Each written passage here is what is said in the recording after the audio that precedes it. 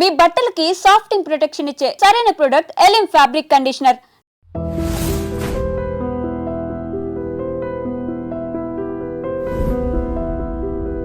చెప్పండి, తిరుమల ఆలయంలో ఉండే స్వామిని ఎవరు ఏ రకంగా చూస్తే ఆ రకంగా కనిపిస్తారు? కొంతమంది బాలాజీ అంటారు, కొందరు వెంకటేశ్వర అంటారు, ఇంకొందరు బాలా త్రిపుర సుందరి అని కూడా అంటుంటారు. అంటే అది ఎట్లా సాధ్యం? ఎవరు ఏ రకంగా చూస్తే ఆ రకంగా కనిపిస్తారు? ఇది వాస్తవమేనది? మీకు ప్రాక్టికల్గా ఏమన్నా భక్తులు చెప్పింది కానీ మీ ఎక్స్పీరియన్స్లు కానీ ఏమైనా ఉన్నాయి?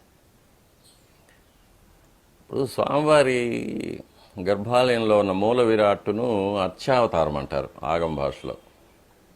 అంటే స్వామివారు విగ్రహ రూపంగా వచ్చి నిలిచిన దృశ్యం అది.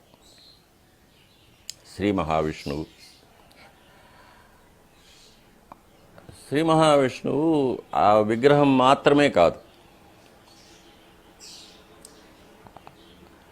దీనికి అతీతంగా కొన్ని పరిమాణాలు ఉంటాయి మహావిష్ణువుకు. ఆగమం కానీ శాస్త్రం కానీ, ఆగమ శాస్త్రం కానీ, వేదం కానీ ఏం చెప్తుందంటే, ఈ సర్వ విశ్వానికి సృష్టికర్త అయిన భగవంతుడు నిర్గుణం, నిరాకారం, నిష్కలం అంటారు. ఆయనకు ఆకారం లేదు, గుణం లేదు, కళ లేదు, ఆయనకు పేరు లేదు, జన్మ లేదు. కాబట్టి అటువంటి భగవంతుడు పరావ్యూహ విభవ అంతర్యామి అనే పరిమాణాల్లో ఉన్నట్టుగా మనకు ఆగమ శాస్త్రం చెప్తుంది. ఇవన్నీ కూడా యోగులు తపశ్శక్తితో, యోగ సాధనతో, వాళ్ళ యొక్క ధ్యాన అవస్థలో స్వామివారిని అనుభవించగలిగిన పరిమాణాలు. వాటిని మామూలు మన చర్మచక్షువులతో చూడలేం. కానీ సామాన్య మానవులకు భగవంతుడు అనేది ఎట్లా ఉంటాడనేది చూపించడానికి స్వామివారే స్వయంగా అర్చావతార స్వరూపంగా వచ్చారన్నమాట. మహర్షులు దేవుణ్ణి సామాన్య మానవులకు చూపించాలనుకుంటే, వారు నమ్మాలనుకుంటే వాళ్లకు పరిచయమైన రూపంలో చూపించాలి. అందుకని మానవ రూపంలో, అదే సమయంలో మానవాతీతమైన శక్తులతో. మానవులకు 2 చేతులు ఉంటుంది, స్వామివారికి చతుర్భుజాలు పెట్టాము, స్వామివారికి శంఖచక్రాలు పెట్టాము, పీతాంబరాలు పెట్టాము, కిరీటాలు పెట్టాము. ఇవన్నీ ఒక మానవాతీతమైన, మనుషులకు ఒక అద్భుతాన్ని కలిగించే విధంగా స్వామివారిని సృష్టించి మహర్షులు మానవులకు అందజేశారు. ఇది అర్చావతారం అంటారు. కాబట్టి మనమైతే ఎలా నడుచుకుంటామో, మనం ఎలా చేసుకుంటామో అట్లాగే స్వామివారిని నిద్ర లేపడం, స్వామివారికి దంతధావనం చేయడం, స్వామివారికి స్నానం చేయించడం, స్వామివారికి అలంకారం చేయించడం, స్వామివారికి నైవేద్యాలు పెట్టడం, స్వామివారికి పుష్పం సమర్పించడం, తరువాత చివరిగా స్వామివారిని నిద్రపుచ్చడం.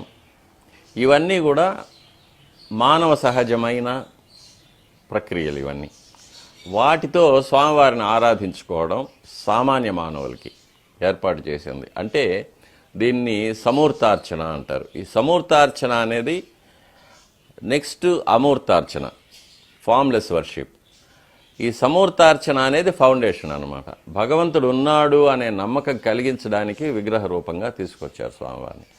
నమ్మకం కలిగిన తర్వాత దీనికి పెద్దగా మళ్ళీ సాధన చేసి అమూర్తార్చనలోకి, అంటే మనసులో ధ్యానం చేసి మనసులోనే స్వామివారిని ఆవాహన చేసుకొని, మనసులో అంతర్యామిగా మనలో ఉన్న భగవంతుడిని మనం అంతర్దృష్టితో చూసుకొని స్వామివారిని అర్థం చేసుకోవడం అనేది అమూర్తార్చన అవుతుంది. కాబట్టి ఇది వైఖానస ఆగమ శాస్త్రం తీసుకుంటే స్వామివారు మహావిష్ణువు అంటాం. మహావిష్ణువు అంటే అదొక పేరు కాదు, అదొక లక్షణం. భగవంతుడి యొక్క ఒక లక్షణం విష్ణు. అంటే విశ్వమంతా వ్యాపించి ఉన్న శక్తిని విష్ణు అంటారు. ఆ విష్ణు అనేది స్వామివారిని మనం పిలుస్తున్నాం, ఆయన లక్షణం. ఇప్పుడు కోటీశ్వరుడు అంటాము, ₹1,00,00,000 పెట్టుకున్న వాడిని కోటీశ్వరుడు అంటాం. అది వాడి పేరు కాదు, అది వాడి లక్షణం, వారి గుణం. విద్యాపతి అంటాము, మహావిద్యలన్నీ ఉంచుకున్నవాడు విద్యాపతి. అట్లాగే మనకు పురాణాల్లో చూసుకుంటే పేర్లన్నీ కూడా ఆ మనిషి యొక్క లక్షణాలను చెప్పేది కూడా. కృష్ణ అంటే నల్లటివాడు కృష్ణ అని. అర్జున అంటే తెల్లగా, అర్జున వృక్షం అంటే కరక్కాయ చెట్టు తెల్లగా ఉంటుంది కాబట్టి తెల్లగా అర్జున వృక్షంలాగా ఉండేవాడు కాబట్టి అర్జునుడు అని పేరు. భీముడు అంటే భయంకరంగా ఉండేవాడు, అతి బలవంతుడు కాబట్టి భీముడు, ఇతరులకు భయం కలిగించేవాడు కాబట్టి భీముడు. అలాగే ఆగమ శాస్త్రంలో విశేషంగా చెప్పబడిన ఒక సత్యం ఏంటంటే మూల విరాట్టు ఉదయం సమయంలో బాలావస్థలో ఉంటారు, మధ్యాహ్నం యవ్వనంలో ఉంటారు, సాయంకాలం వృద్ధాప్యంలో ఉంటారు అని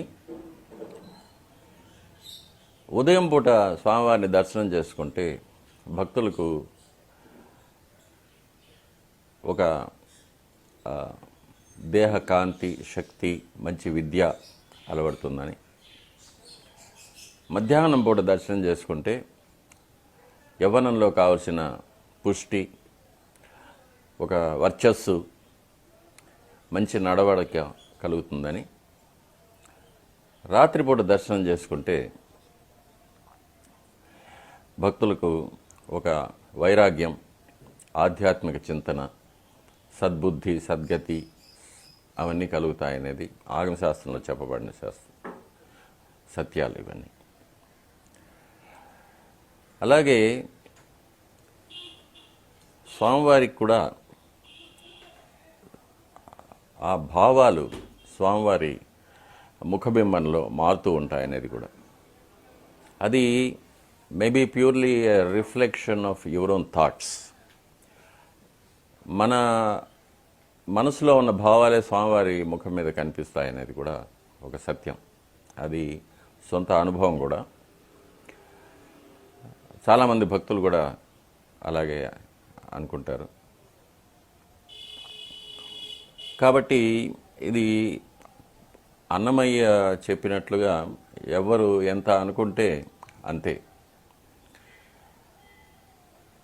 స్వామివారి మాటల్లోనే స్వామివారు స్వయంభవ మన్వంతరంలో ఒక దివ్యమైన ముహూర్తంలో భూలోకంలో అవతరించినప్పుడు బ్రహ్మాది దేవతలందరూ కూడా స్వామివారిని ఆవిర్భావ ఘట్టం దర్శించుకోవడానికి వస్తే అప్పుడు బ్రహ్మాది దేవతలను స్వామివారు కుశల ప్రశ్నలు వేసిన తర్వాత చతుర్ముఖ బ్రహ్మ అందరి తరఫున స్వామివారిని ప్రార్థన చేసుకుంటారు, మానవ కళ్యాణం జరిపించాలని. అప్పుడు స్వామివారు చెప్తారు, నేను ఈ మన్వంతర కాలం, ఈ కలియుగాంతం భూలోకం మీదనే ఉంటాను. ఇక్కడ ఒక భ్రమను కలిగిస్తాను, ఆప్టికల్ ఇల్యూషన్, ఒక భ్రమను కల్పిస్తాను నేను. ఇక్కడికి వచ్చి ఆ భ్రమను చూసి ఇదే భగవంతుడు అనుకొని సామాన్య భక్తులందరూ కూడా చాలా అల్పమైన కోరికలు కోరుతూ ఉంటారు. ఉద్యోగం కావాలి, సంతానం కావాలి, ఆస్తి కావాలి, పదవి కావాలి అని అల్పమైన కోరికలు కోరుతూ ఉంటారు. వారి కోరికలు వారికి నెరవేర్చి నేను పంపించేస్తూ ఉంటాను. కానీ కొన్ని కోట్ల మందిలో ఒకడు వస్తాడు, ఒక భక్తుడు వచ్చి నువ్వే కావాలి అంటాడు. అంటే దివ్యమైన జ్ఞానం కావాలని అడుగుతాడు.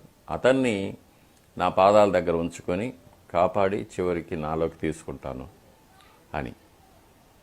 అతనికి ఈ భ్రమను తొలగించి వైకుంఠంలో నేను ఎలా ఉంటానో ఆ వైభవాన్ని ఆయన దర్శించుకోగలడు అతను అని స్వామివారు చెప్పిన మాటలు ఇవి. కాబట్టి అటువంటి మహాయోగులు ఎంతోమంది వచ్చారు, స్వామివారిని అనుభవించారు, స్వామివారిలో ఐక్యమైపోయిన వాళ్ళు చాలామంది ఉన్నారు. మనం వెంకటాచల మహత్యం తీసుకుంటే ఎంతోమంది భక్తులకు స్వామివారు అనుగ్రహం చేస్తున్నారు. ఇక సామాన్యమైన భక్తులు అజ్ఞానంతో, అహంకారంతో స్వామివారి యొక్క దివ్యత్వాన్ని, స్వామివారి యొక్క మహోన్నతమైన పరిమాణాన్ని దర్శించుకోలేని, అర్థం చేసుకోలేని అజ్ఞానంలో ఉండి ఏదో సామాన్యమైన కోరికలు, ధనము, పదవి, ఐశ్వర్యం, సుఖాలు, లౌకికమైన సుఖాలు, వీటి కోసం స్వామివారిని దర్శించుకొని అదేదో స్వామివారితో ఒక వ్యాపారంగా నాకు ఇది జరిగితే నీకు ఇంత ఇస్తానని ఒక వ్యాపారంగా పెట్టుకొని ఎంతో మూఢత్వంతో నడుచుకుంటూ ఉంటారు. ఇవన్నీ కూడా స్వామివారు చూస్తూ నవ్వుకుంటూ ఉంటారు. అది వారి అజ్ఞానం. దీన్ని ప్రయారిటీస్ అంటారు. మనిషి జీవితంలో ఏది అతి ముఖ్యం అనుకుంటాడనేది వాడి పూర్వజన్మ యొక్క సంస్కారం వల్ల కలుగుతుంది. పూర్వజన్మలో తను చేసిన సాధన, తను పొందిన జ్ఞానం, దివ్యమైన జ్ఞానం, ఇవన్నీ కూడా వచ్చే జన్మకు కూడా వస్తాయి ఆత్మతో పాటు. దాని ప్రకారంగానే వాడు జీవితంలో ఎంచుకుంటాడు. నాకు ఇటువంటి ఉద్యోగం కావాలి, నాకు ధనమే ప్రధానం, పదవే ప్రధానం, ఆస్తులే ప్రధానం, లేక లౌకికమైన సుఖాలే ప్రధానం, ఇలా ఎంచుకుంటారు. కొంతమంది మహాయోగులు ఆ పూర్వజన్మ సంస్కారం వల్ల నాకు స్వామివారి దయ ఉంటే చాలు, ఇంక నాకేది అక్కర్లేదు, ఈ లౌకికమైన ఇవన్నీ కూడా ఈరోజు ఉండి రేపు పోయేవి. ఇవన్నీ సిరితా వచ్చిన వచ్చును నారికేళ సలిలము భంగిని. డబ్బులు వచ్చేది తెలీదు, పోయేది తెలీదు, అది శాశ్వతమేం కాదు. మొన్న మనం అమెరికాలోని ఒక అత్యంత ధనవంతుడైన ఒక పారిశ్రామికవేత్త స్టీవ్ జాబ్స్, తను ఒక విపరీతమైన వ్యాధి వల్ల హాస్పిటల్లో ఉండి చనిపోయాడు. చనిపోయేటప్పుడు అతను డైరీలో రాసుకున్న మాటలు చెప్తున్నాను. నాకు కొన్ని వేల కోట్ల ధనం ఉన్నా కూడా నన్ను కాపాడలేకపోయింది, నాకు ప్రాణదానం చేయలేకపోయింది, నాకు ఆరోగ్యం ఇవ్వలేకపోయింది. నేను జీవితం అంతా దానికోసం వెచ్చించాను, వ్యర్థం చేసుకున్నాను అని బాధపడుతూ రాసిన డైరీలో ఇప్పటికీ మనం చదవచ్చు. కాబట్టి మానవులు తన మనసులో ఏముందో దానికి తగినట్టుగానే స్వామివారు వారికి కనిపిస్తూ ఉంటారు. ధనం కావాలంటే భూషాణంలా కనిపిస్తారు, పదవి కావాలంటే